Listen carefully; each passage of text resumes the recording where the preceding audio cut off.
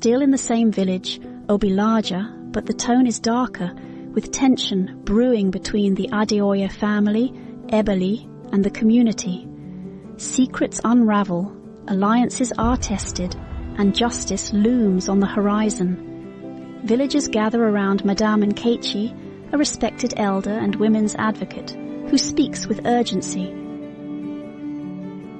We cannot let this injustice go unchallenged. Ebele is just a child, and the man responsible must face the consequences. Meanwhile, in the Adeoye household, Mrs. Adeoye packs her belongings in fury while Mr. Adeoye pleads. Mr. Adeoye: "You can't leave, Ada. You know how people will talk. They'll ruin our family name." Mrs. Adeoye, coldly: "You already ruined us.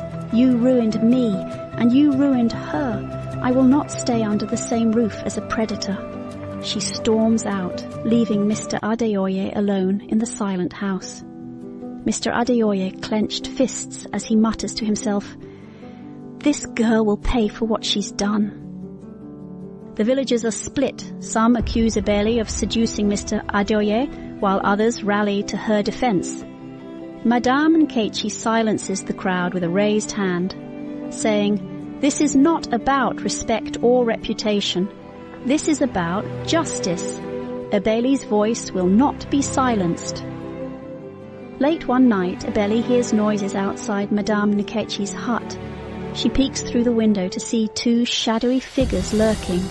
Ebele whispering, "Madame Nkechi, someone is outside." Madame Nkechi grabs a lantern and steps outside boldly. The figures flee, but one of them drops a folded note.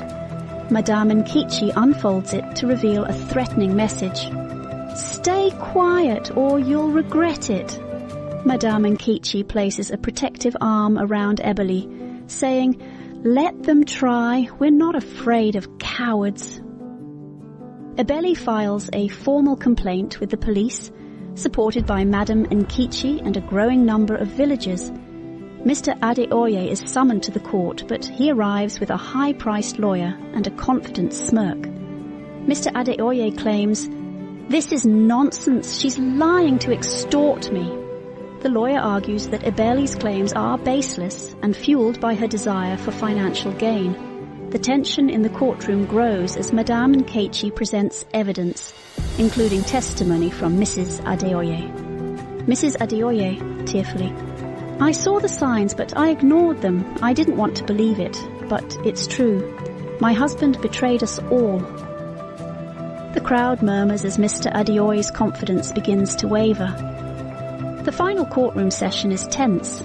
Evidence against Mr. Adeoye mounts, including testimonies from other former maids who reveal similar experiences. The judge delivers the verdict. Mr. Adeoye is found guilty and sentenced to prison. As he is led away, he locks eyes with Ebele. "Mr. Adeoye, you'll regret this." Ebele, holding her baby boy, stares back defiantly. "No, I won't." Months later, Ebele stands before a small group of girls at a village meeting organized by Madame Nkechi. She shares her story, inspiring others to speak up against abuse. Ebele stated, "I thought my silence would protect me, but speaking out gave me freedom. Don't let fear hold you back." Ebele holding her son, her face filled with hope. The shadows that once bound her became the light that set her free. What happens next? Do not forget to like, share and subscribe.